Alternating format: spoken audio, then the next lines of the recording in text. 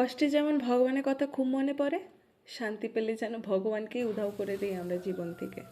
যেরকম আমি চাকরি পেলাম, নতুন জায়গায় এলাম, সব করলাম, কিন্তু ভগবানকে মনে মনে মনে করা ছাড়া এইভাবে মন ভরে পুজোর আয়োজন করে পুজো দেওয়াটা যেন অনেক কাল হয়ে গেছে আমার জন্য।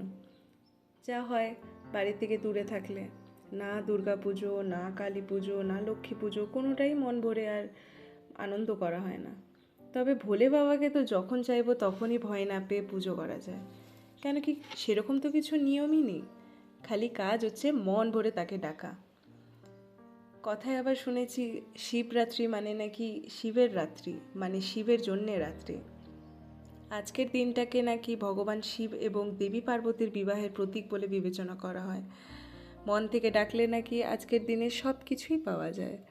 তাই একটু ভালো থাকার, একটু শান্তিতে থাকার লোভে আমিও মন থেকে চেষ্টা করলাম ভালোভাবে দিনটাকে পালন করার, প্রতি বছরের মতো।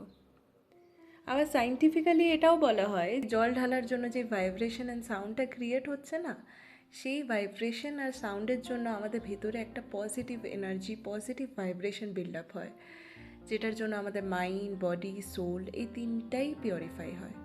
ঠিক ওইভাবে যেরকম সমুদ্রের মন্থনে আমাদের শিবকে বিষপান করতে হয়েছিল আমাদের ইউনিভার্সকে প্রোটেক্ট করার জন্য, যখন তার কণ্ঠে বিষটা আসে তখন তার খুব কষ্ট হচ্ছিল। সেই কষ্টটাকে কমানোর জন্য মাতা পার্বতী তার উপরে জল ঢালেন, কেন কি জলটাকে খুব পিউরিফাইং এজেন্ট বলে ধরা হয়।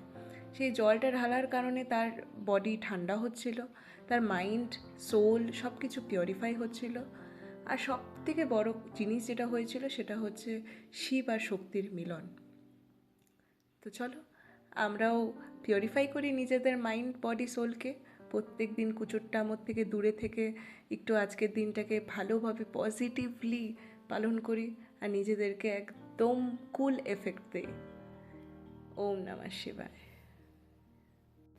আর একটা কথা, আমি কোনো ব্লগিং করছি না, আমার খুব ইচ্ছে করছিল নিজের জন্য ভিডিওটা করার, খুব মন থেকে আজকে দিনটা পালন করছি, তাই সেটাকে খুব ভালো করে স্মৃতি করে রাখার খুব ইচ্ছে হয়েছিল, তাই আমি করছি।